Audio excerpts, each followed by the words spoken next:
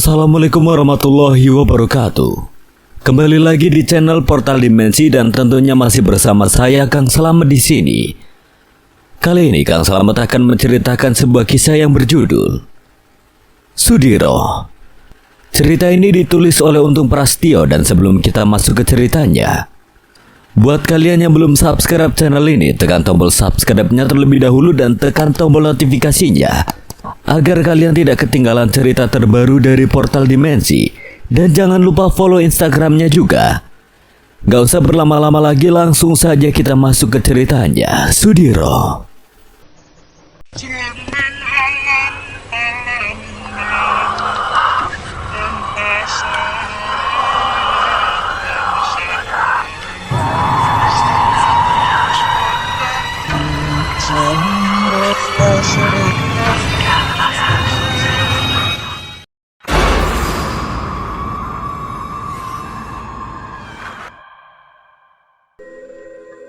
Siang yang berselimut mendung hitam itu rupanya adalah hari yang ditunggu-tunggu oleh Sudiro. Sudah 2 tahun lamanya ia menantikan hari di mana ada seseorang yang akan menempati sebuah lubang sedalam 1 meter lebih dengan lebar 0,5 meter serta memiliki panjang dengan ukuran 2 meter. Hari yang sangat ditunggunya adalah hari sakral yang menjadi syarat wajib untuk Sudiro mengambil sesuatu dari dalam liang lahat tersebut. Hari itu adalah hari Anggoro Kasih, yang menjadi hari yang ditunggu-tunggu oleh para pelaku spiritual yang akan mencari pesugihan ataupun mencari ilmu kesaktian. Senyum Sudiro pun mengembang tatkala dia berpapasan dengan rombongan pengantar jenazah di sebuah desa yang akan menuju ke pemakaman daerah setempat. Hati Sudiro pun semakin sumringah ketika dia mencium aroma harum dari dalam sebuah banduso yang dipikul oleh 4 orang yang berjalan beriringan di bagian tengah rombak tersebut. Sudiro yang merasa sangat yakin jika yang berada di dalam banduso atau kurung batang tersebut adalah jenazah seorang perempuan muda, lalu mengikuti rombongan dan memilih berjalan di barisan paling belakang. Sebuah pohon beringin besar yang terlihat berdiri gagah dan memiliki aura hitam pun terlihat dari kejauhan. Pohon dengan akar gantung yang menjuntai ke bawah tersebut seolah menjadi sebuah tanda jika pemakaman tempat berdiri itu adalah pemakaman wingit dengan aura mistis yang terasa sangat kuat. Sudiro mengedarkan pandangannya ke sekitar pemakaman yang berada sekitar 20 meter dari tempat pohon beringin besar itu berada. Setiap tempat yang ditumbuhi pohon rimbun tidak lepas dari penglihatannya dan setiap pepohonan di pemakaman itu juga tidak lepas dari pengawasannya. Saat itu yang dilakukan oleh Sudiro adalah memetakan keadaan di sekitar pemakaman. Dengan seksama dan sangat teliti dia pun terus memperhatikan keadaan di sekitarnya. Sudiro sama sekali tidak peduli dengan orang-orang yang ada di dekatnya. Hati kecilnya berkata jika dia sudah yakin dengan tempat yang malam nanti akan kembali didatanginya itu. Tanpa menunggu orang-orang yang ada di pemakaman itu menyelesaikan tugasnya, Sudiro pun segera melangkahkan kakinya keluar dari dalam area pemakaman yang terasa sangat sungguh dengan aura mistisnya yang sangat ketara itu. Jam sudah menunjukkan pukul 2 siang saat itu. Gerimis pun mulai turun mengiringi langkah kaki Sudiro yang terlihat tergesa-gesa menuju ke rumahnya yang berada di tengah bukit dan jauh dari pemukiman warga desa di daerah tempat tinggalnya tersebut. Sejak seluruh keluarganya meninggal dunia dengan cara yang tidak wajar, Sudiro pun memilih meninggalkan rumah utama keluarganya, lalu meminta tolong kepada Pak Dijoko untuk membuatkan rumah di tengah bukit yang sudah ditempatinya selama kurang lebih 5 tahun itu. Sudiro yang terlihat sangat tergesa-gesa itu rupanya merasakan ada energi hitam yang sedang mengikutinya dari jarak 10 meter di belakangnya. Dia pun mulai mengumpat di dalam hati karena tahu jika ada orang selain dia yang sedang mengincar sesuatu yang ada di pemakaman desa sebelah tadi. Aku harus menghabisi secunguk ini sebelum aku sampai di rumahku. Sudiro pun merogoh saku celananya dan mengambil kain putih yang menjadi bungkus dari benda yang akan dijadikan senjata tersebut. Setelah memegang benda kecil yang tajam itu, Sudiro pun langsung merapal mantra dalam hatinya dan setelah itu segera melemparkan beberapa jarum berkarat yang sudah biasa menjadi senjata rahasianya. Ajian Sindung Geni yang mengantar jarum berkarat kepada sosok yang sedang mengikutinya itu berhasil melumpuhkan makhluk gaib peliharaan seseorang yang ingin tahu lebih tentang sosok Sudiro. Tapi Sudiro tidak mau ambil pusing dan segera memberi tanda jika dia bukanlah orang biasa yang dapat diperlakukan seenaknya. Mengetahui jika sosok gaib yang mengikutinya itu telah musnah, Sudiro pun kembali melanjutkan perjalanannya dengan sedikit berlari kecil, melewati jalan setapak menuju tengah bukit tempat rumah kecilnya berada. Sesampainya di sebuah rumah kecil di tengah bukit yang sudah ditempatinya sejak 5 tahun yang lalu itu, Sudiro pun segera mengambil pusaka utamanya yang berbentuk cincin dengan batu hitam yang berjuluk Gali Jagat. Gali Jagat adalah pemberian gurunya sewaktu Sudiro masih belajar ilmu kejawen untuk pertama kalinya. Sedikit kilas balik tentang Sudiro, anak ketiga dari 4 bersaudara itu, memang sudah mengabdikan hidupnya untuk sebuah pembalasan dendam yang sudah dirawatnya sejak dia masih berusia 15 tahun itu. Ingin segera dituntaskannya selagi orang yang menjadi penyebab kematian seluruh keluarganya itu masih menginjakkan kakinya di atas tanah. Maka dari itu, Sudiro yang ingin menuntaskan dendamnya itu sangat menginginkan sesuatu yang ada di dalam kuburan baru di pemakaman desa sebelah itu. Sebuah benda berharga yang sangat sulit didapat itu akan menyempurnakan semua ilmu yang ada pada diri Sudiro. Tali pocong perawan dan kain kafan yang membungkus mayit dari seorang gadis yang lahir dan mati pada hari Anggoro Kasih itu akan menyempurnakan ajian Sindung Gede yang jika sempurna akan dapat mengantarkan media santet kepada calon korbannya dari jarak yang tidak terbatas. Selain itu, ajian-ajian lainnya yang dimiliki oleh Sudiro juga akan berada di tahap tertingginya jika dia bisa memakai jubah yang terbuat dari kain kafan tersebut. Setelah matahari terbenam di ufuk barat, Sudiro pun segera melangkahkan kakinya menuju ke pemakaman desa tempat kuburan baru tadi berada. Hujan deras yang mengguyur desa tempat tinggal Sudiro pun seolah menjadi pertanda baik baginya ketika itu. Selain tanah kuburan baru yang akan mudah digalinya, proses pembusukan mayit pun sudah terjadi ketika air masuk ke dalam kuburan tersebut. Selain kedua alasan tadi, tentunya tidak akan ada orang yang menjaga makam gadis yang meninggal di hari sakral itu. Karena tentunya tidak akan ada yang bersedia berada di tengah makam ketika hujan besar dengan angin kencang terjadi di waktu yang bersamaan itu. Sesampainya di pemakaman, langit telah menjadi gelap yang membuat area pemakaman bernama Ringin Gede itu terasa semakin mencekam. Sudiro yang masih berada di luar pagar pemakaman pun segera mencari jalan lain untuk memastikan keadaan di sekitar pemakaman itu aman. Sesampainya Sudiro di semak belukar yang berada di samping rumpun bambu besar pemakaman itu, Sudiro pun langsung mengawasi kuburan baru yang menjadi target utamanya malam itu.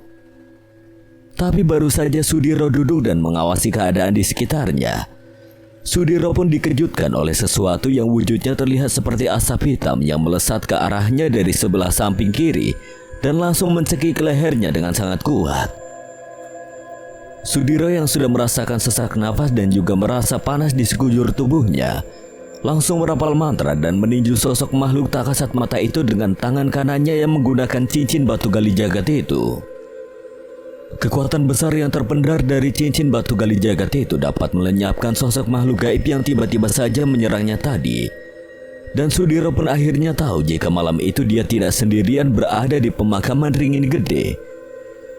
Sudiro kembali merapal ajian Sindung Geni dan mengambil 3 jarum berkarat yang memang selalu dibawanya.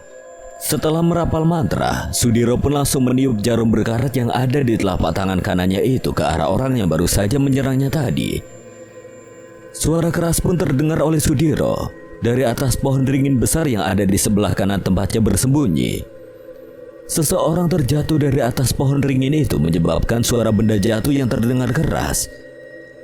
Karena tubuh orang itu membentur beberapa kijing yang ada di bawah pohon besar yang menjadi simbol pemakaman wingi tersebut. Setelah merasa keadaan di sekitar aman, Sudiro pun segera turun dari tempat persembunyiannya.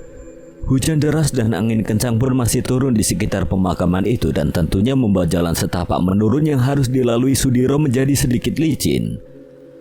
Dari kejauhan, Sudiro yang sedari tadi hanya terpaku dengan jalan setapak yang dilaluinya itu, melihat ada seseorang yang sudah duduk di kuburan baru yang sedang diincarnya itu. Sudiro pun segera menghentikan langkahnya untuk memastikan siapakah orang yang ingin merebut benda berharga di bawah liang lahat itu. Setelah merasa bahwa orang yang sedang menggali kuburan baru dengan kedua tangannya itu tidak memiliki ilmu apa-apa, Sudiro pun langsung menghampiri orang tersebut dan langsung mengutarakan apa yang sedang dicarinya saat itu. Apakah ada kebutuhan mendesak yang membawa sampean ke pemakaman Wingit ini, Pak? Aku sedang membutuhkan uang banyak untuk membayar semua hutang-hutangku, nak. Tapi tolong jangan kau halangi aku untuk mengambil tali pocong dari gadis yang meninggal di hari Anggorokasi ini. Sudah 2 tahun aku menunggu seseorang yang lahir dan mati di hari Anggorokasi ini. Jadi sepertinya akulah yang akan memiliki kain kafan serta tali pocong yang ada pada mayit tersebut. Aku sedang membutuhkan uang banyak. Jika kau juga membutuhkan uang, sebaiknya kita sama-sama pergi ke rumah Mbah Riwut dengan membawa tali pocong gadis ini. Aku berjanji tidak akan menjadi orang yang serakah. Yang penting kau juga mau berbagi hasil denganku. Karena tidak mendengarkan jawaban dari seseorang yang ada di belakangnya, sosok pria parubaya itu pun langsung menghentikan apa yang sedang dikerjakannya itu. Dan ketika sosok pria parubaya itu memalingkan wajahnya ke arah belakang, tubuhnya gemetar ketika melihat sosok makhluk berbulu hitam dan taring panjang dengan lidah yang menjulur ke bawah itu menatap tajam ke arahnya. Entah apa yang ada dalam pikiran orang tersebut, tiba-tiba saja dia berdiri dan perlahan bergerak mundur menjauhi kuburan baru yang sudah digalinya tersebut. Tapi ketika dia ingin segera pergi dari pemakaman itu, tiba-tiba saja dia melihat sosok makhluk lain yang lebih menyeramkan, sosok tanpa busana dengan 2 payudara besar dan memanjang di bagian dadanya itu. Benar-benar membuat sosok pria parubaya yang akan mengambil tali pocong di kuburan baru itu tidak berdaya. Sosok yang ada di hadapannya itu menyeringai dengan memamerkan barisan gigi tajamnya. Selain itu, kengerian juga tergambar dari sosok yang seluruh tubuhnya itu dipenuhi dengan luka yang membusuk dan bermunculan belatung yang terlihat sebesar jari kelingking orang dewasa. Ketika tidak kuasa menahan rasa takutnya, sosok pria parubaya itu pun terjatuh karena kedua kakinya tidak lagi mampu menopang tubuhnya. Dan seketika itu juga sosok pria parubaya itu kehilangan kesadarannya. Sudiro yang melihat kejadian itu pun hanya tersenyum dan langsung merapalkan mantra untuk mengusir kedua sosok makhluk gaib yang ingin menggagalkan rencananya mengambil kain kafan serta tali pocong perawan yang ada di dalam kuburan baru itu. Setelah dapat mengusir sosok genderuwo dan juga wewe gombel yang sepertinya menghuni area pemakaman itu, Sudiro pun segera menggali tanah kuburan yang kini ada di hadapannya dengan hanya menggunakan kedua tangannya. Sudiro pun terus menggali dengan hati yang sangat senang kala itu. Setelah beberapa jam berlalu, Sudiro pun sudah berhasil membuka papan penutup yang berada di bagian bawah tanah. Dan setelah itu Sudiro pun dapat melihat sosok pocong yang berwajah gadis muda yang terlihat masih utuh itu. Walau sempat terkejut dengan apa yang dilihatnya itu, Sudiro pun tidak menghentikan aksinya dan langsung mengambil seluruh kain kafan yang membungkus mayit perempuan muda itu. Dan juga mengambil semua tali pocong yang ada di sana. Tidak hanya itu, Sudiro pun mengambil rambut perempuan malang itu dengan perlahan. Setelah mendapatkan apa yang sudah ditunggunya selama 2 tahun itu, Sudiro pun segera melipat kain kafan, tali pocong dan juga rambut dari gadis yang meninggal di hari Anggorokasi itu. Tidak lupa juga Sudiro kembali menutup lubang kuburan baru itu dan berusaha untuk membuatnya kembali rapi seperti sedia kala. Setelah itu Sudiro yang ingin segera pergi dari pemakaman itu lalu menghampiri sosok lelaki parubaya yang masih tergeletak lemah karena ketakutan oleh penampakan genderuwo dan juga wewe gombel tadi. Sudiro yang tidak tega meninggalkan orang tersebut sendirian lalu membangunkannya dan memintanya untuk pergi dari area pemakaman sebelum ada orang yang mengetahui keberadaan mereka. Sampean pulang saja, Pak. Saya berjanji setelah urusan saya selesai, saya akan membantu sampean untuk melunasi hutang-hutang sampean. 2 hari lagi temui saya di pasar Watu Wetan di sebuah warung yang menjual kopi dan juga makanan di sana. Sudiro berlalu pergi meninggalkan sosok pria parubaya yang wajahnya sudah tidak asing baginya. Malam itu sekitar pukul 11 siang, Sudiro pun sudah berada di dalam rumahnya. Karena masih ada waktu beberapa jam sebelum azan subuh berkumandang, Sudiro pun langsung melakukan ritual untuk menyempurnakan semua ilmu yang sudah dimilikinya. Kain kafan yang sudah ada di hadapannya itu mulai dirangkaikan bersama rambut dan juga tali pocong yang juga diambilnya tadi. Sampun rapit lelakone, sampun cekap abu rembane. Kasampurnaan dugi marang ingsun. Kasampurnaan mantra aji kasekten derek ingsun kang anggadahi. Ucap Sudiro merapalkan mantra aji yang dengan seketika membuat sosok arwah dari gadis yang kain kafannya diambil tadi datang dan melebur menjadi satu ke dalam kain kafan yang sudah dirangkai sedemikian rupa oleh Sudiro. Tubuh Sudiro pun mulai merasakan panas setelah merapal mantra aji tersebut. Tidak lama kemudian asap putih keluar dari dalam tubuhnya disertai keringat yang mengucur dari seluruh tubuhnya. Suara petir pun mulai terdengar bersaut-sautan dan gemuruh angin pun mulai datang seperti menjadi pertanda jika ada sebuah kekuatan besar telah merasuk ke dalam tubuhnya. Beberapa saat kemudian Sudiro pun merasa tubuhnya sangat ringan, pandangan serta penglihatannya menjadi tajam dan juga Sudiro dapat mendengar suara-suara hewan malam yang ada di sekitarnya dengan jelas. Sudiro seperti dapat memilah-milah suara mana yang ingin didengarnya dan juga Sudiro pun dapat mendatangi langsung sebuah tempat yang sebelumnya dipikirkan. Atau seseorang yang ada dalam bayangannya. Tidak mau menunggu lama, Sudiro pun segera mencoba kesaktian yang baru saja didapatkannya itu. Sudiro yang masih memikirkan sosok pria parubaya yang berniat mengambil kain kafan yang kini ada di tubuhnya itu, segera mendatangi rumah orang yang wajahnya ada di dalam bayangannya tersebut. Seperti ilmu meraga sukma, tapi dengan cara yang berbeda dan juga sangat cepat itu. Sudiro pun tiba-tiba sudah berada di sebuah rumah kecil yang di beberapa tempat terdapat ember dan juga baskom untuk menadahi air hujan yang turun melalui sela-sela genteng yang pecah di atas rumah tersebut. Sudiro melihat sosok pria parubaya yang tadi ditemuinya di pemakaman sudah duduk terdiam di kursi kayu yang ada di ruang tamu rumahnya. Sosok pria parubaya bernama Lek Nardi itu terlihat diam dan sedang memikirkan sesuatu. Sudah tidak usah dipikirkan, Lek. 2 hari lagi datanglah ke pasar Watu Wetan. Aku akan mengusahakan uang yang kau butuhkan saat ini. Jika orang itu datang menagihmu esok hari, katakan jika 2 hari lagi kau akan melunasi semua hutangmu. Lek Nardi yang merasa ketakutan pun hanya diam terpaku sambil mencari sosok yang tadi berbicara kepadanya itu. Setelah memastikan bahwa tidak terjadi apa-apa dengan Lek Nardi, Sudiro pun langsung kembali pulang ke tubuhnya dan hanya dalam hitungan detik Sudiro pun kembali tersadar dan langsung menyelesaikan penutup dari ritual yang sedang dilakukannya itu. Setelah hari berganti dan malam kembali datang menyapa, Sudiro pun sudah duduk di ruang tempatnya biasa melakukan ritual. Hari itu tepatnya malam Kamis Legi. Sudiro bertekad menuntaskan dendamnya kepada Dukun Sakti yang telah membunuh seluruh keluarganya. Dukun Sakti yang diminta oleh seseorang untuk membunuh seluruh keluarga Sudiro yang saat itu ayah dari Sudiro menjadi saingan dari orang tersebut dalam perebutan sebuah wilayah subur yang ada di desanya. Kala itu ayah Sudiro yang mengaku sebagai pewaris tunggal dari sebuah tanah luas yang subur itu harus meregang nyawa bersama istri dan ketiga anaknya setelah memakan makanan pemberian dari saudara sepupunya. Beruntungnya Sudiro tidak ikut makan makanan yang terlihat sangat lezat itu karena Sudiro sedang berada di rumah Pak Dicipto saat itu. Dengan persiapan matang, Sudiro pun segera membayangkan sosok dukun yang memang sudah diketahuinya sejak lama. Sosok dukun tersebut pernah beberapa kali ditemui oleh Sudiro ketika Sudiro masih tinggal di rumah keluarganya, dan sejak mengetahui bahwa sosok dukun itu adalah sosok orang yang telah menghabisi keluarganya, Sudiro pun langsung mencari seorang guru yang memiliki kemampuan ilmu tinggi. Setelah beberapa kali membaca mantra aji, sukma Sudiro pun melesat dengan seketika sampai di sebuah rumah tua dengan dinding yang sebagiannya masih terbuat dari bilik dan papan kayu.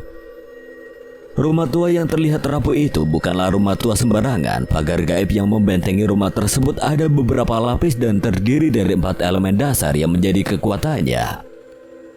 Air, api, angin, dan tanah adalah kekuatan yang ada di 4 penjuru rumah tersebut. Selain itu ada juga 2 sosok makhluk gaib berwujud buta hitam yang masing-masing bersenjatakan palu gada. Karena Sudiro menginginkan pertempuran senyap dan juga tidak terdeteksi, akhirnya Sudiro menjauh terlebih dahulu dari sekitar rumah dukun sakti tersebut. Dan setelah berada di jarak yang aman, Sudiro pun mengambil selusin jarum berkarat yang langsung dilesatkan ke arah dua sosok buta yang berjaga di luar pagar gaib rumah dukun tersebut. Tanpa dapat melakukan perlawanan, kedua buta penjaga itu langsung tumbang seketika oleh jarum berkarat yang dilesatkan menggunakan ajian Sindung Geni, yang selama ini memang menjadi ajian andalan dari Sudiro. Setelah kedua buta penjaga itu lenyap, Sudiro pun segera mendatangi sumber energi dari masing-masing sudut rumah tersebut. Dan dengan kekuatan yang kini dimilikinya, Sudiro pun dengan mudah dapat meredam dan menarik pusaka yang ditanam di setiap sudut rumah itu.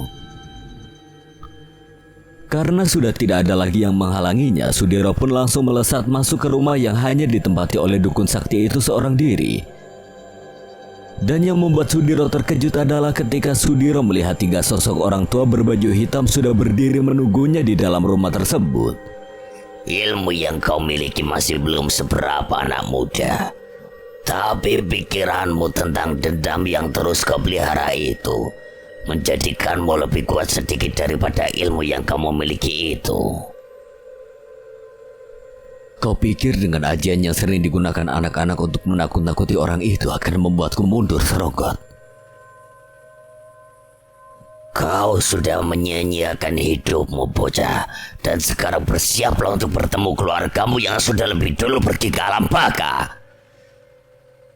Seketika itu, pertempuran gaib antara Sudiro dengan sosok Basoronggot pun pecah. Jual beli serangan pun semakin sengit dan masing-masing masih mencari kelemahan lawan mereka. Kisronggot yang sudah berpengalaman dalam sebuah pertarungan gaib pun terlihat mulai menguasai jalannya pertempuran. Kedua sosok bayangan Kisronggot yang memiliki kekuatan sama pun terus melancarkan serangannya ke arah Sudiro. Beruntungnya Sudiro saat itu telah menggunakan kain kafan yang sudah dirancang sedemikian rupa untuk menjadi tameng, hingga serangan bertubi-tubi dari sosok kembaran Basoronggot pun tidak menyebabkan luka apapun di tubuh Sudiro. Jangan hanya bertahan, bocah. Keluarkan seluruh kemampuanmu. Basoronggot yang merasa menguasai jalannya pertempuran pun terus menyerang Sudiro dengan ilmu-ilmu yang dimilikinya. Ajian tapak geni yang menjadi andalan Kisronggot pun sudah 3 kali mengenai tubuh Sudiro, tapi sepertinya Sudiro tidak merasakan efek apapun dari serangan itu. Apa hanya itu kemampuan dukun sakti yang sudah terkenal di jagat dunia hitam? Sebelum kau menemui ajalmu, lebih baik katakan siapa yang menyuruhmu untuk membunuh keluargaku. Sudiro merapal mantra aji dan bersiap melesat ke arah tubuh Basoronggot yang asli. Kau terlalu bersemangat, bocah. Ajian sedulur papat 5 pancer yang aku gunakan saat ini membuatku berada di sebuah tempat yang aman, tapi dengan ketiga tubuhku yang sama kuatnya ini, akulah yang akan mengirimmu untuk berkumpul dengan seluruh anggota keluargamu di alam baka.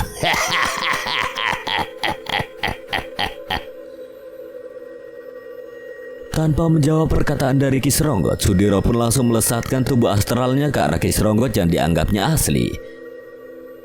Ajian Sundung Geni yang biasanya digunakan untuk melesatkan jarum berkarat, kini digunakan untuk langsung menyerang dukun sakti yang telah membuat hati Sudiro mendidih saat itu. Dan ketika tubuh astral Sudiro melesat dengan cepat hingga dapat memukul sosok Basoronggot, seketika itu, ketiga tubuh lelaki tua itu berubah menjadi kepulan asap. Suara tawa pun menggema saat itu. Sepertinya memang benar sosok asli Basoronggot tidak berada di rumah itu, dan sosok yang dihadapi Sudiro adalah sosok kembaran yang dibuat melalui ajian ilmu tertentu. Karena merasa sangat kesal, Sudiro pun akhirnya merampas semua benda antik yang ada di dalam rumah Basoronggot. Benda pusaka dengan bentuk unik dan juga ada beberapa keping logam emas murni pun tidak luput dari pencarian Sudiro di rumah Basoronggot kala itu. Setelah berhasil membawa semua barang berharga dari rumah tersebut, Sudiro pun melepaskan ajian jagat geni ke arah rumah Basoronggot. Rumah tua itu pun langsung terbakar ketika ajian yang dilepaskan Sudiro itu melesak ke arah rumah tua itu. Keesokan harinya Sudiro pun pergi ke pasar Watuwetan untuk menemui Lenardi. 3 keping logam emas pun sudah dijualnya dengan harga yang sangat tinggi saat itu. Setelah bertemu Lenardi, Sudiro pun langsung memberikan sejumlah uang dari hasil penjualan emas tersebut. Sudiro juga mengatakan jika uang tersebut kurang, Sudiro meminta Lek Nardi untuk datang ke Bukit Jatirono untuk menemuinya. Setelah menyerahkan sejumlah uang yang terbilang cukup banyak itu, Sudiro pun segera pergi meninggalkan warung tempat Lek Nardi berada. Sementara itu Lek Nardi hanya diam terpaku memandang uang yang sepertinya cukup dan bahkan lebih untuk melunasi semua hutang-hutangnya. Setelah menemui Lek Nardi, Sudiro pun melanjutkan langkahnya menuju ke rumah Pak Cipto. Hari itu Sudiro kembali menanyakan tentang siapa sosok yang membunuh keluarganya melalui santet yang dikirimkan dukun sakti bernama Mbah Seronggot itu. Semalam aku sudah menemui Mbah Seronggot secara langsung, Pade. Apa kamu sudah berhasil mengalahkannya, Le? Belum, Pade. Dukun sakti itu memang memiliki ilmu tinggi. Dia dapat dengan mudah memperdayai aku dengan ilmu sedulur papat lima pancer yang sangat sempurna itu. Aku belum berhasil membunuhnya, tapi aku mengambil harta yang ada di rumah tua miliknya. Kau harus membunuhnya, Le. Jika tidak, dia akan meminta bantuan pada adik seperguruannya yang terkenal memiliki kesaktian tinggi itu. Kemampuanku saat ini cukup untuk membinasakan dua dukun itu sekaligus, Pade. Kenapa kau malah mengincar dukun itu, Le? Bukannya dengan kesaktian yang kamu miliki saat ini, kamu dapat membalaskan dendammu kepada orang yang telah merampas harta kedua orang tuamu itu. Setelah dukun itu mati, baru aku akan menghabisi orang yang telah meminta dukun itu menyakiti hingga membunuh bapak, ibu dan juga saudara-saudaraku, Pade. Sepertinya sebentar lagi kau akan mendapatkan harta warisanmu kembali, Le.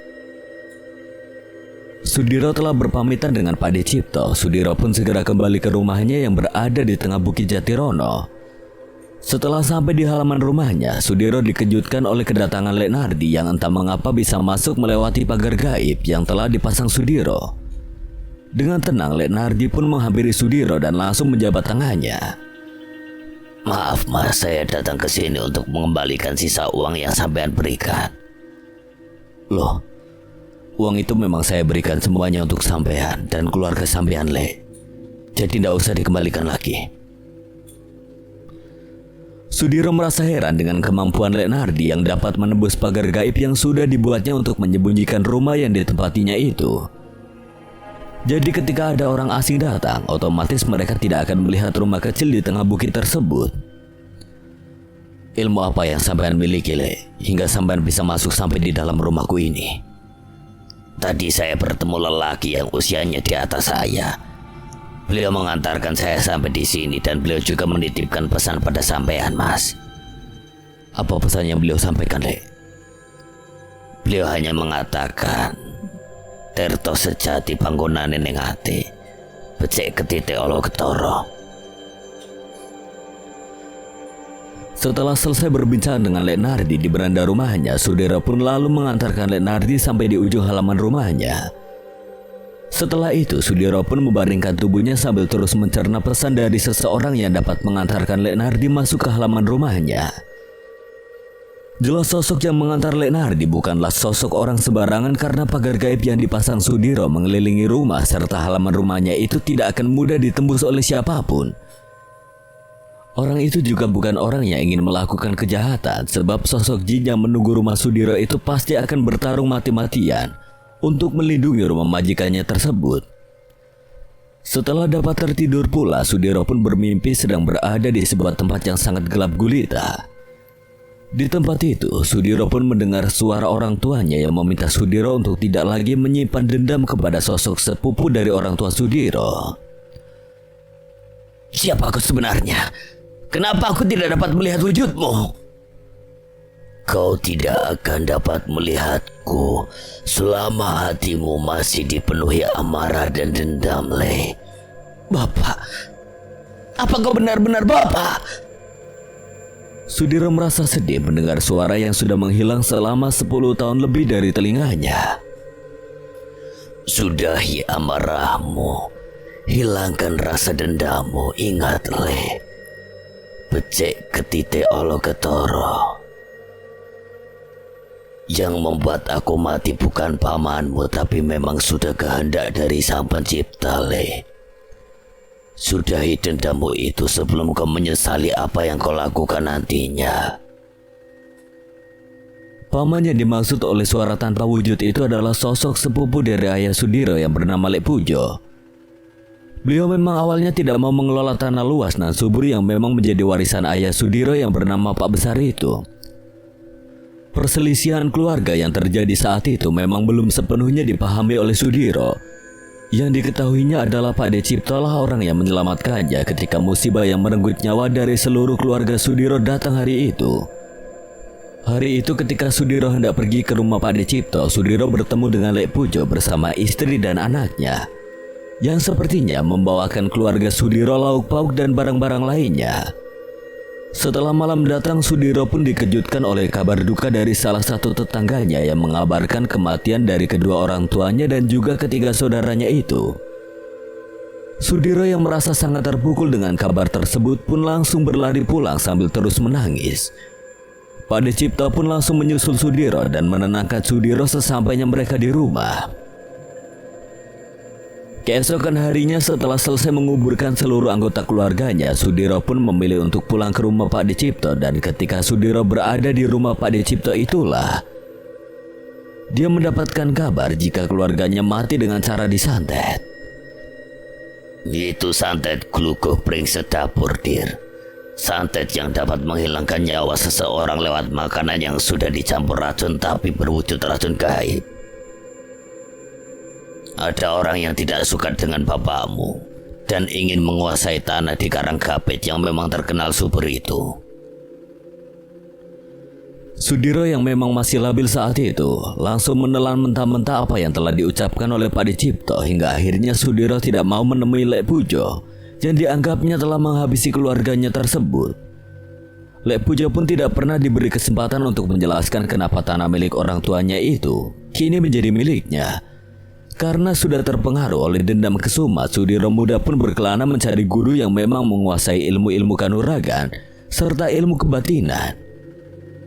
Setelah 5 tahun menghilang, Sudiro pun kembali ke rumah Pak De Cipto dan menukar rumah keluarganya dengan Bukit Jatirono milik Pak De Cipto serta memintanya untuk membuatkan rumah kecil di sana.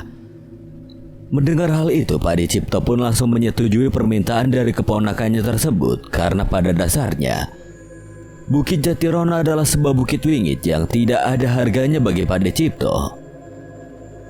Selama 5 tahun menempati rumah di tengah bukit itu, Sudiro pun terus mengasah kemampuannya dalam hal supranatural. Dengan dilandasi oleh dendam yang kuat, Sudiro pun akhirnya memiliki ilmu tinggi dan mampu menundukkan jin yang menguasai Bukit Jatirono yang saat ini menjadi penjaga rumah yang ditempatinya itu. Sudiro terbangun dari duduknya ketika mendengar suara dentuman dari arah atap rumahnya. Suara dentuman yang datang bertubi-tubi itu membuat Sudiro yakin jika ada makhluk gaib yang sedang menyerangnya saat itu. Tanpa pikir panjang, Sudiro pun segera keluar dari dalam rumahnya dan melihat sekitar tempatnya berada. 3 bola api yang terus mengelilingi atap rumah Sudiro pun tiba-tiba melesat dan menghantam sesuatu yang menjadi penghalang untuk mereka dapat masuk ke rumah Sudiro. Sosok bola api yang dikenal dengan sebutan Banaspati itu terus menyerang pagar gaib yang telah dipasang Sudiro. Bersamaan dengan itu, energi besar pun datang menembus pagar gaib yang melindungi sekitar rumah Sudiro. Dan ketika pagar gaib runtuh, sosok Mbah Seronggot pun muncul dengan 3 Banaspati yang ternyata memang menjadi peliharaannya.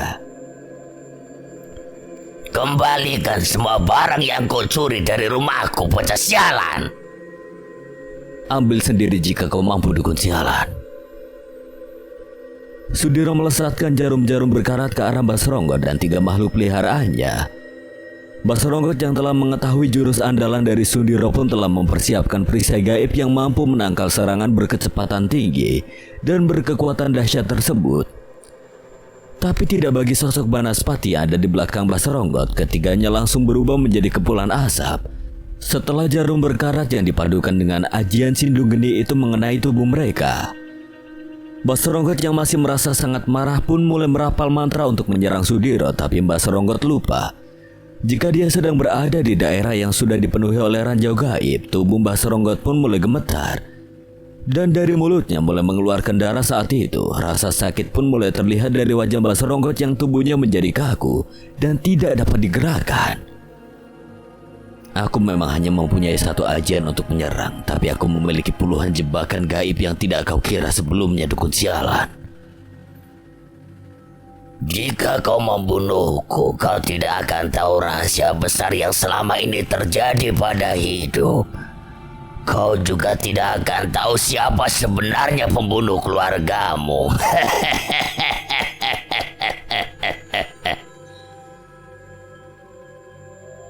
Kau tidak akan aku buat mati dengan mudah, Mbak. Kau akan berdiri di situ merasakan sakit yang sama selama 40 hari. Kau terlalu meremehkan seseorang yang mana kesombonganmu itu akan membunuh dirimu sendiri.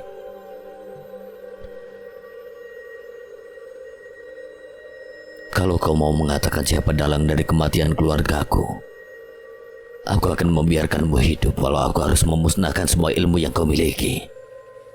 Oh iya, ajian yang sedang menyerangmu itu bernama Sindung Tirta. Tidak terlihat tapi sangat mematikan. Lepaskan aku, Tiro. Ampuni aku. Aku akan mengatakan siapa dalang yang merencanakan kematian keluargamu itu.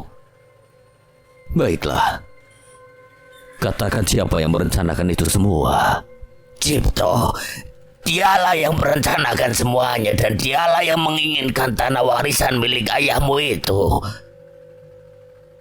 Bagi tersambar petir, Sudiro pun merasa sangat terkejut dengan apa yang diucapkan oleh Mbah Seronggot. Tanpa berkata-kata lagi, Sudiro pun melepaskan ajian Sindung Tirta yang mengunci aliran darah serta gerak tubuh Mbah Seronggot. Dan setelah itu, Sudiro pun langsung mengajak Mbah Seronggot menemui Pak De Cipto untuk mengatakan apa yang sebenarnya terjadi dengan keluarga mereka. Kau tidak perlu membawaku ke rumah Cipto karena aku telah menghabisi nyawanya sebelum aku menemuimu. Kalau begitu, aku akan membawamu ke Leweng Damar. Sepertinya di sana adalah tempat terbaik bagimu untuk menghabiskan sisa hidupmu. Sudiro langsung membawa tubuh lemah Mbah Seronggot ke tempat yang dia maksud. Tubuh lemah Mbah Seronggot pun diletakkannya di tepian jurang dengan bebatuan tajam di bawahnya. Setelah selesai merapal mantra, Sudiro pun meninggalkan tubuh Mbah Seronggot yang kembali merasa kesakitan. Dalam 40 hari ke depan, kau akan mati dengan rasa sakit yang sama setiap harinya. Tapi jika kau ingin mempercepat kematianmu, kau harus berusaha membawa tubuhmu ke arah depan dan akhiri hidupmu ke dalam jurang dalam itu. Sudiro langsung bergegas pergi dan membuat Mbah Seronggot menangis meratapi nasibnya itu. Malam itu sekitar pukul 7:30 malam, desa Karangsari digegerkan dengan suara tabuhan gong yang terdengar dengan jeda waktu sekitar 5 menit. Awalnya suara dari tabuhan gong tersebut tidak begitu diperdulikan oleh warga desa sekitar. Tapi setelah lebih dari 1 jam berlalu dan suara tabuhan gong itu masih terdengar dan bahkan semakin kencang, barulah warga desa merasa cemas dan mulai merasa ketakutan. Menurut Mbah Kancil, setelah beliau mendengar suara tabuhan gong tersebut, beliau merasakan sebuah ketakutan yang datang tanpa sebab. Cemas dan gelisah yang diiringi detak jantung yang berdebar-debar membuat Mbah Kancil serta istrinya dan 2 orang cucunya yang masih berusia anak-anak itu memilih masuk ke dalam kamar mereka dan mengunci pintu kamar serta mematikan seluruh lampu penerangan yang ada di rumah itu. Hal yang sama pun dirasakan oleh warga lainnya. Lebih dari 25 kepala keluarga mengalami hal yang sama, lalu melaporkan kejadian malam itu kepada kepala desa setempat. Dan keesokan harinya, fenomena aneh itu pun kembali terjadi di malam berikutnya. Dan suara tabuhan gong yang membuat warga desa tiba-tiba merasa ketakutan itu sudah berlangsung selama 5 hari lamanya. Setelah mengalami kejadian aneh yang meneror hampir seluruh warga desa itu secara bergantian, pada malam ke-7 dari kejadian-kejadian teror tabuhan gong yang menggema itu, teror baru pun mulai mendatangi rumah-rumah dari warga desa setempat.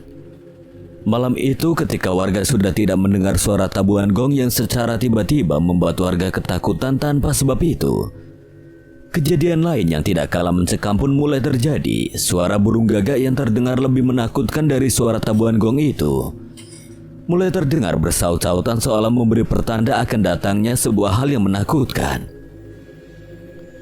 Lepa Ijo yang malam itu terbangun dari tidurnya karena mendengar suara gaduh di belakang rumahnya.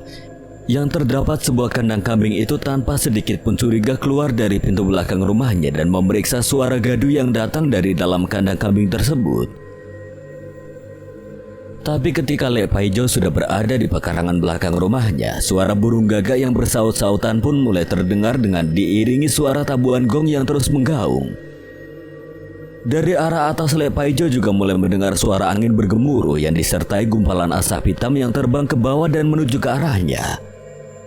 Saat mendekat dan terlihat jelas, gumpalan awan yang kini melayang mengelilingi rumahnya terlihat berbentuk seperti bandoso atau kurung batang yang biasa dibuat mengantarkan jenazah ke liang lahatnya. Tubuh Lek Paijo pun gemetar, kakinya terasa berat untuk melangkah kembali ke dalam rumahnya, dan ketika bandoso yang melayang-layang di atasnya itu perlahan menurun, Lek Paijo pun mulai pasrah dengan apa yang akan terjadi. Tapi beruntungnya, Mak Lia segera menarik lengan suaminya yang diam terpaku dengan tubuh gemetar itu.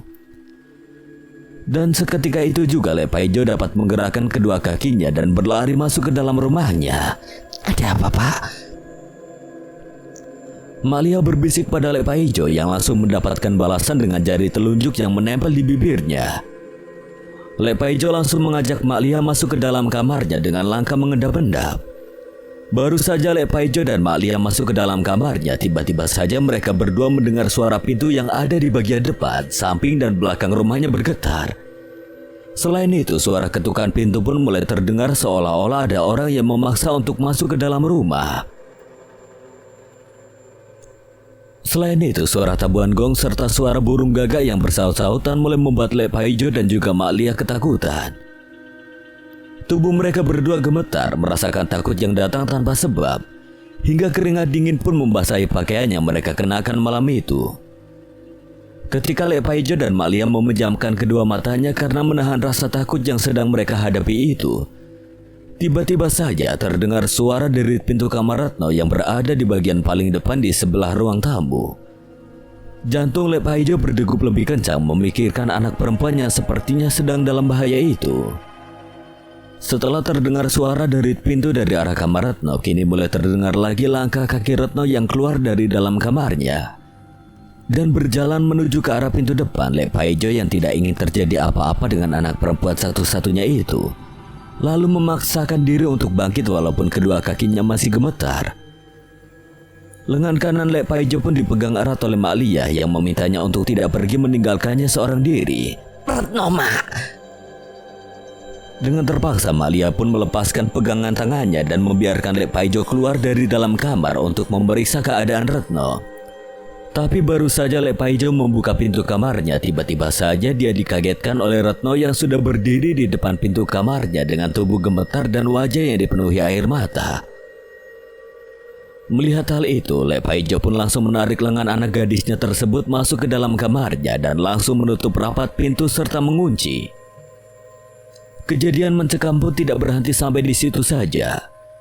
Kini suara lainnya terdengar di sekitar rumah Lek Paijo. Suara derap langkah yang sangat besar sedang mengelilingi rumah disertai dengan suara mengerap. Suara-suara yang membuat keluarga Lek Paijo ketakutan itu seketika menghilang ketika terdengar suara ayam jantan yang mulai bersaut-sautan di sekitar desa. Kita pergi dari desa dulu, Pak. Aku tidak sanggup kalau setiap malam harus mengalami kejadian mencekam seperti ini. Iya, Bu. Besok kita pergi ke kota. Kita mengungsi di rumah Mas Toro aja. Di tempat lain, beberapa warga desa juga mengaku mendapatkan teror yang serupa dengan yang dialami oleh keluarga Lek Paijo. Tapi ada hal yang berbeda yang dialami oleh Mas Gimin malam itu. Sepulangnya Mas Gimin dari rumah orang tuanya, Mas Gimin mendengar suara tabuhan gong yang seketika itu juga membuat bulu kuduknya meremang. Malam itu sangatlah sepi, walau jam masih menunjukkan pukul 8 malam. Setelah mendengar tabuhan gong satu kali, Mas Gimin pun langsung dikejutkan oleh sebuah banduso yang tiba-tiba saja muncul di depannya dengan jarak sekitar 10 meter. Banduso itu melayang-layang dengan sendirinya dan perlahan mendekat ke arah Mas Gimin. Tubuh Mas Gimin yang terasa kaku pun mulai tidak dapat digerakkan. Dan ketika jarak banduso itu semakin dekat, Mas Gimin mulai melihat asap hitam keluar dari dalam banduso yang dengan cepat membentuk sosok makhluk gaib bertubuh besar yang sangat menyeramkan. Ketika sosok makhluk gaib itu mulai mendekat ke arah Mas Gimin, tiba-tiba saja Mas Gimin seolah mendapatkan kekuatan untuk menggerakkan tubuhnya setelah dia mengucapkan istighfar beberapa kali. Dan ketika kedua kaki Mas Gimin dapat digerakkan, Mas Gimin pun langsung berlari ke arah rumahnya yang memang sudah tidak jauh dari tempatnya bertemu dengan bandoso terbang itu. Ketika matahari mulai terbit dari ufuk timur, seluruh warga dusun pun dikejutkan dengan kabar kematian Mbah Dari yang ditemukan tergeletak di atas teras rumahnya. Tubuh Mbah Dari terlihat membiru dengan mata terbelalak, serta ada bekas memar berwarna hitam di beberapa bagian tubuhnya. Mbah Dari adalah seorang kakek tua yang hanya tinggal sendirian di rumah kecilnya yang berada di ujung desa sebelum memasuki kawasan hutan. Menurut tetangga terdekatnya, Mbah Dari sempat terdengar berbicara seorang diri ketika suara tabuhan gong yang terdengar bersamaan dengan suara burung gagak yang bersaut-sautan itu mulai membuat orang-orang ketakutan. Di depan rumahnya, Mbah Dari terdengar berbicara dengan suara lantang yang meminta kepada seseorang untuk tidak terus mengganggunya. Setelah itu terdengar suara gaduh di depan rumah Mbah Dari hingga akhirnya suara gaduh pun hilang dengan sendirinya. Setelah membantu menguburkan jenazah Mbah Dari, sebagian warga pun mulai terlihat pergi meninggalkan desa. Lek Paijo dan keluarganya juga terlihat sudah bersiap dengan barang bawaannya. Mereka sudah bersama beberapa keluarga lainnya sedang menunggu angkutan umum yang biasa melintasi di jalan raya yang ada di luar desa mereka. Sementara itu, Pak Kades yang menjadi penanggung jawab desa Karangsari pun telah mempersiapkan orang-orang yang mengerti tentang kejadian aneh yang sudah seminggu terakhir meneror desa, serta diduga telah merenggut satu korban jiwa. Pak Kades, Pak Sekdes, dan beberapa perangkat desa lainnya tengah berada di balai desa bersama para sesepuh dan juga tokoh masyarakat desa serta beberapa warga yang memilih bertahan di desa mereka untuk membahas permasalahan serius yang sedang mereka hadapi saat ini. Beberapa orang meyakini jika ada orang yang sedang menyempurnakan ilmu hitamnya dan mencari tumbal dengan cara mendatangi satu persatu rumah yang telah diincarnya. Kejadian seperti ini belum pernah saya temui selama hidup saya. Sebelumnya saya juga tidak pernah mendengar cerita tentang suara gong yang menggema dan bisa membuat orang yang mendengarnya merasa ketakutan tanpa sebab.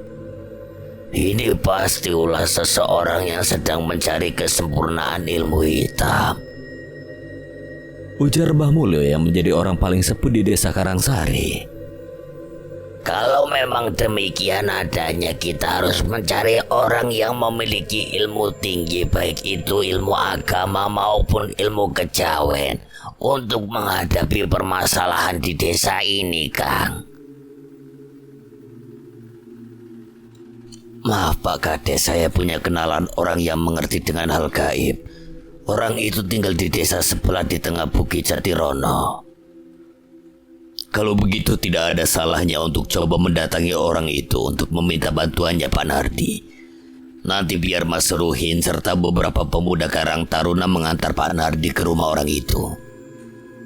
Setelah berbincang membahas permasalahan yang sedang terjadi di desanya, seluruh warga yang masih bertahan di rumahnya masing-masing pun diminta untuk kembali pulang menghentikan seluruh aktivitasnya di luar rumah. Setelah jam 5 sore, ada juga beberapa orang yang pergi ke beberapa daerah untuk meminta bantuan kepada orang-orang yang memang memiliki keahlian dalam hal supranatural. Salah satunya adalah Lek Nardi yang ditemani Mas Ruhin dan Mas Banu untuk mendatangi rumah Sudiro yang ada di tengah Bukit Jatirono. Sampean kenal orang ini di mana, Lek? Kok aku belum tahu kalau ada orang yang tinggal di tengah bukit itu? Aku bertemu dengannya di pasar beberapa minggu yang lalu. Orangnya masih muda ya, kurang lebih masih seusia kalian lah. Wah, hebat yo, masih muda udah memiliki ilmu tinggi. Tapi kita udah 2 kali melewati jalan ini loh, Le. Apa sampai ndak salah jalan? Iya, Le, lah ini pohon bambu ini sudah kita lewati tadi, Le. Kula nuwun Mas, niki kula Nardi badhe sowan ke rumah panjenengan.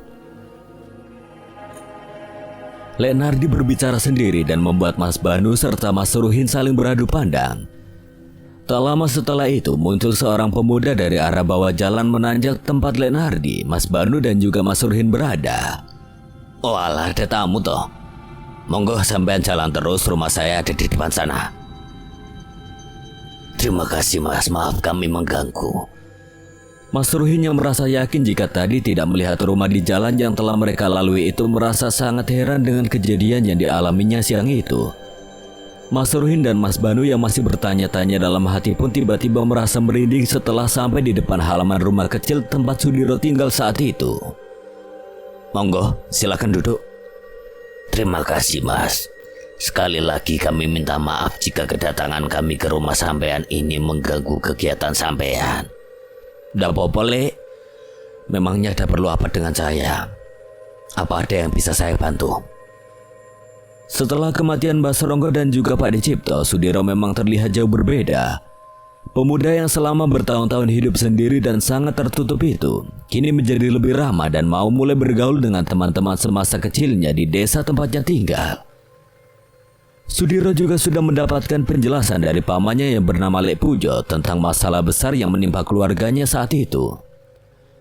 Lek Pujo yang difitnah oleh kakaknya sendiri itu pun telah menceritakan apa yang sebenarnya terjadi pada Sudiro dan sudah mengembalikan tanah milik orang tuanya serta selembar surat wasiat yang ditulis langsung oleh mendiang ayah Sudiro. Apa yang sedang kalian alami di desa kalian, Lek? Kami sedang diteror oleh suara-suara gaib yang membuat siapapun ketakutan ketika mendengar suara itu. Sudah ada satu korban nyawa, Mas. Kami bisa menyimpulkan jika kematian dari Mbah Dari yang jasadnya membiru serta dipenuhi lebam kehitaman itu adalah perbuatan dari sosok makhluk gaib yang sedang meneror desa kami. Baiklah kalau begitu, tunggu sebentar. Saya akan siap-siap untuk pergi ke desa tempat sampean tinggal. Baik Mas, terima kasih banyak. Setelah mempersiapkan diri, Sudiro pun mengajak Lek Nardi, Mas Banu dan juga Mas Ruhin untuk kembali ke desa mereka. Mas Banu yang masih penasaran dengan rumah yang ditempati Sudiro pun memilih berjalan di barisan belakang kala itu. Dan ketika mereka sudah keluar dari pekarangan rumah yang ditempati Sudiro di tengah bukit seorang diri tanpa adanya rumah-rumah lain pun, Mas Banu yang sangat penasaran lalu menoleh ke arah belakang dan benar saja. Rumah yang tadi terlihat jelas di matanya tiba-tiba saja menghilang dan terlihat seperti lereng bukit yang ditumbuhi semak belukar. Itu hanya ilusi Mas, gak usah dipikirin. Mas Banu pun semakin dibuat heran dengan perkataan Sudiro saat itu. Padahal Mas Banu tahu jika Sudiro tidak memalingkan wajahnya sedikit pun kala itu.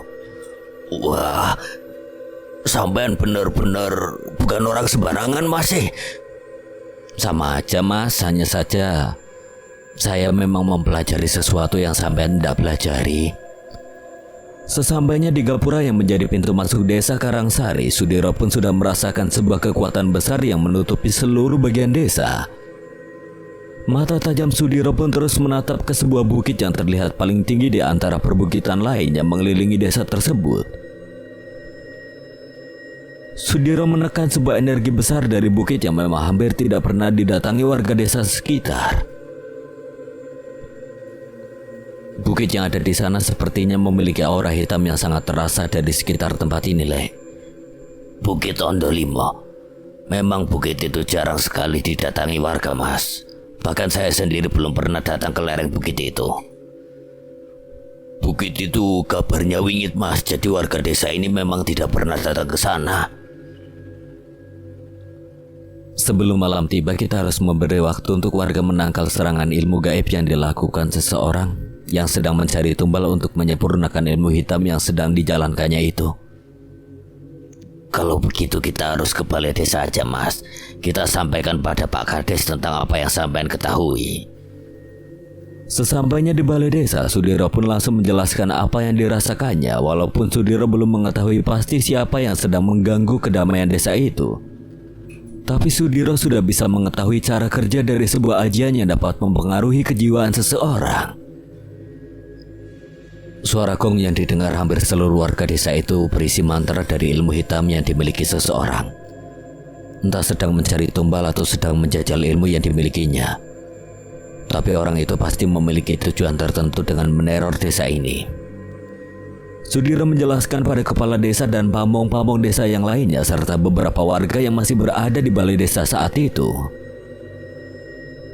Ajian tabu mayit adalah sebuah ajian yang dapat membuat orang mengalami ketakutan tanpa sebab, serta mempengaruhi kejiwaan seseorang yang memang dihendaki dari pemilik ilmu hitam tersebut. Selain dapat membuat orang-orang yang mendengarnya merasa ketakutan, ajian tabu mayit itu dapat memperdaya seseorang untuk mengikuti apa yang diperintahkan si empunya ilmu tersebut. Lalu apa yang harus kami lakukan, Mas Diro? Sampaikan pada seluruh warga untuk membuat sumber telinga dari kapas randu yang belum jatuh ke tanah. Hanya itu penangkal ajian tabu mayit yang saya ketahui. Lalu bagaimana dengan bandoso terbang yang ditemui oleh beberapa warga desa ini, Mas? Saya belum bisa memastikan hal itu, Mbah. Mudah-mudahan nanti malam bandoso itu kembali muncul dan bisa kita tangkap bersama-sama. Kalau begitu sekarang sebaiknya kita harus mulai mencari pohon randu untuk memetik kapas yang ada di pohon tersebut. Ingat, buah randu yang jatuh tidak dapat lagi digunakan sebagai penangkal ilmu hitam tersebut. Nanti malam saya minta seseorang untuk menemani saya berjaga di pos kamling, Pak Kades. Sudiro membuat Pak Kades dan seluruh warga terkejut. Bukan tanpa alasan warga terkejut saat itu, karena warga tidak menyangka jika Sudiro mau membantu desa Karangsari hingga sejauh itu. Tenang Mas, nanti malam saya ikut sampean. Baiklah Mas, saya ucapkan terima kasih banyak pada Mas Sudiro yang sudah mau membantu saya dan seluruh warga desa ini. Selain itu, terima kasih juga untuk seluruh warga yang sudah mau bahu-membahu untuk menyelesaikan permasalahan yang sedang kita hadapi ini. Menjelang matahari tenggelam, seluruh warga desa yang masih menempati rumah mereka masing-masing sudah mendapatkan kapuk dari buah randu yang berhasil dikumpulkan oleh pemuda Karang Taruna desa, yang juga dibantu warga desa lainnya. Sudiro pun meminta seluruh warga memakai kapuk dari buah randu tersebut di telinganya ketika malam tiba, dan tidak keluar dari dalam rumah mereka ketika malam tiba. Di sisi lain, Sudiro yang berada di pos kamling desa bersama Mas Banu, Mas Suruhin, Darto, dan juga Yatno mulai berkeliling desa untuk memastikan kondisi desa dalam keadaan aman saat itu. Kok sampean tidak memakai kapuk ini, Mas? Saya ingin tahu dari mana sumber suara itu datang, serta siapa orang yang memiliki ajian hebat tersebut. Di tengah perjalanan keliling desa, Sudiro pun tiba-tiba menghentikan langkahnya dan langsung menutupi kedua telinganya. Tidak lama berselang, keringat pun terlihat membasahi kening serta tubuh Sudiro yang perlahan mulai gemetar. Mas Banu, Mas Ruhin, Darto, dan juga Yatno merasa kebingungan melihat apa yang sedang dialami oleh Sudiro saat itu. Tapi Sudiro memberikan isyarat pada mereka untuk tetap tenang walau saat itu ajian tabu mayit mulai didengungkan oleh seseorang di tempat persembunyiannya. Sudiro yang mulai dapat menguasai diri pun terlihat merapal sebuah mantra pelindung dan perlahan membuatnya kembali tenang. Dan seperti biasanya, Sudiro mengambil jarum karat yang akan dipadukan dengan ajian sindung geni miliknya untuk menyerang seseorang yang sedang menggunakan ajian tabu mayit untuk mempengaruhi pikiran warga desa kala itu. Tapi dari beberapa jarum berkarat yang dilemparkannya ke arah atas, tidak ada satupun yang berhasil menembus energi besar yang memang sudah dirasakan sebelumnya oleh Sudiro. Energi yang memang menjadi pelindung bagi pemilik ajian tabu mayit tersebut digunakan secara bersamaan oleh seseorang yang sepertinya tahu akan kedatangan Sudiro di desa itu. Beberapa kilatan cahaya pun muncul ketika jarum-jarum dengan energi dari ajian sindung geni berbenturan langsung dengan energi pelindung dari ajian tabu mayit tersebut. Karena telah mengetahui kekuatan lawan yang sedang dihadapinya, Sudiro pun kembali mengambil beberapa jarum yang memang selalu dibawanya sebagai senjata dan meminta Mas Banu serta yang lainnya mengambil kerikil sebanyak mungkin lalu bersama-sama melemparkannya ke arah atas dengan sekuat tenaga. Ketika Mas Banu dan yang lainnya sudah melemparkan batu-batu kerikil ke arah atas, tangan kiri Sudiro pun mulai melakukan gerakan seperti mendorong bebatuan yang melesat ke arah atas itu. Bersamaan dengan itu, suara benturan antara bebatuan dan juga sesuatu yang tidak terlihat pun mulai terdengar. Seketika itu juga Sudiro pun langsung melemparkan kembali jarum-jarum yang telah diisi ajian sindung geni sekuat tenaga. Dan saat itu tidak lagi terlihat kilatan cahaya yang menandakan benturan antara jarum dengan energi pelindung tersebut. Setelah itu Sudiro pun langsung duduk terdiam dan terlihat sedang merapal sebuah ajian lainnya. Ajian Sindung Jagat yang selesai dirapalkannya itu lalu ditiupkan ke arah atas, tepat di mana tadi Sudiro melemparkan jarum-jarum dan ajian Sindung Geni miliknya. Setelah itu, Sudiro pun mengajak Mas Banu, Mas Ruhin, Darto dan juga yang lainnya untuk menuju ke sebuah bukit yang paling tinggi yang ada di desa itu. Lewat belakang rumah Lepaijo aja mas, naik bukit yang ada di sebelah rumah itu, lalu kita akan sampai di tengah bukit wingit itu. Ajian tabu mayit itu telah melemah, sekarang kalian lepaskan kapuk yang ada di telinga kalian. Sudiro mengikuti langkah Mas Banu dan Mas Ruhin yang berjalan di bagian depan memimpin perjalanan ke arah bukit tersebut. Tapi sebelum sampai mereka di belakang rumah Lepaijo, tiba-tiba saja mereka mendengar suara angin yang bergemuruh yang diiringi suara burung gagak yang bersaut-sautan. Setelah itu, pandangan dari Sudiro, Mas Banu, Mas Ruhin dan juga Darto serta Yatno mulai tertutup kabut tebal. Sudiro pun meminta Mas Banu dan teman-temannya untuk saling merapatkan diri dengan beradu punggung agar dapat melihat sosok yang sebentar lagi akan datang itu. Setelah pandangan 5 orang itu benar-benar tertutup kabut, tiba-tiba saja muncul sosok makhluk bertubuh tinggi besar seperti buto, dengan 2 taring panjang di sudut bibirnya serta memiliki 2 tanduk seperti kerbau yang terlihat merah membara. Makhluk yang biasa disebut buto itu terlihat memanggul sebuah banduso kayu di pundak kanannya serta membawa sebuah batang kayu besar di tangan kirinya. Sebenarnya aku hanya membutuhkan 3 nyawa manusia lagi, tapi karena ada 5 manusia di sini, maka aku akan menjadikan 2 di antara kalian sebagai makan malamku hari ini. Kalau begitu aku tidak perlu memintamu untuk pergi dari desa ini, karena aku akan mengambil 2 taringmu itu dan akan aku jadikan ujung tugu desa ini.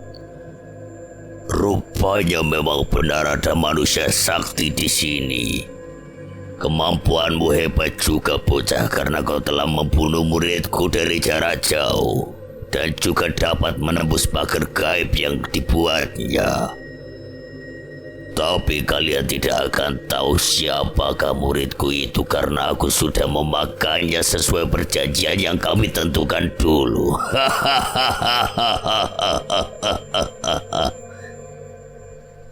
Terserah kau saja buto, yang penting aku akan mengambil dulu taringmu untuk aku jadikan ujung gapura di desa ini. Mas Banu, Mas Ruhin, Darto dan juga Yatno tidak dapat lagi melihat tubuh Sudiro yang sudah melesat menyerang buto tersebut. Keempat orang itu pun mengira jika Sudiro pergi meninggalkan mereka bersama buto besar tersebut. Mari kita sama-sama berdoa. Aku yakin Mas Diro tidak meninggalkan kita, karena dia itu pemberani dan juga orang yang baik. Tanpa sepengetahuan Mas Banu, Mas Ruhin, Darto dan juga Yatno, Sudiro sedang melakukan pertempurannya dengan sosok makhluk gaib yang masih terlihat memanggul banduso tersebut. Ajian Sindung Geni dan Sindung Jagat yang dimiliki Sudiro membuat tubuhnya tidak terlihat ketika dia menggunakan ajian tersebut pada tingkat tertingginya. Sindung yang berarti angin membuat Sudiro dapat bergerak cepat bagi hembusan angin kencang, sedangkan Geni yang berarti api merupakan sebuah energi penghancur yang akan membakar musuhnya secara perlahan. Buto besar yang awalnya terlihat seperti menepuk-nepuk nyamuk yang berada di sekitarnya itu kini mulai melemparkan banduso atau kurung batang yang tadi dipanggulnya itu. Setelah merasa mulai kewalahan dengan serangan Sudiro, buto besar itu langsung merubah kayu besar yang ada di tangan kirinya menjadi sebuah gada yang bergerigi tajam dan memancarkan cahaya kehitaman.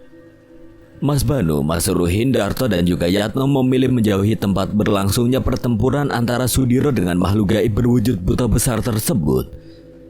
Tapi ketika mereka mulai menjauhi tempat yang dijadikan ajang pertempuran gaib itu, tiba-tiba saja Sudiro terjungkal tepat di hadapan Mas Banu dan yang lainnya. Mas Banu, Mas Ruhin, Darto dan Yatno sangat terkejut mendapati hal itu. Mereka pun langsung menolong Sudiro untuk kembali bangkit. Darah pun mulai keluar dari sudut bibir Sudiro. Nafasnya tersengal-sengal karena terlalu banyak menyerang sosok makhluk gaib berwujud buta yang memiliki kekuatan tinggi itu. Tapi Sudiro terlihat tetap tenang dan meminta kepada Mas Banu serta yang lainnya untuk membangunkan warga agar membunyikan kentongan atau benda apapun yang ada di rumah masing-masing warga desa. Setelah mengerti dengan permintaan Sudiro, Mas Banu dan yang lainnya pun segera menyebar dan langsung membangunkan warga sekitar. Darto yang langsung bergerak menuju ke pos kamling pun langsung memukul kentongan dengan kencang, berharap warga desa mendengar dan terbangun oleh suara kentongan tersebut. Bagaimana kau akan mengambil taringku, bocah?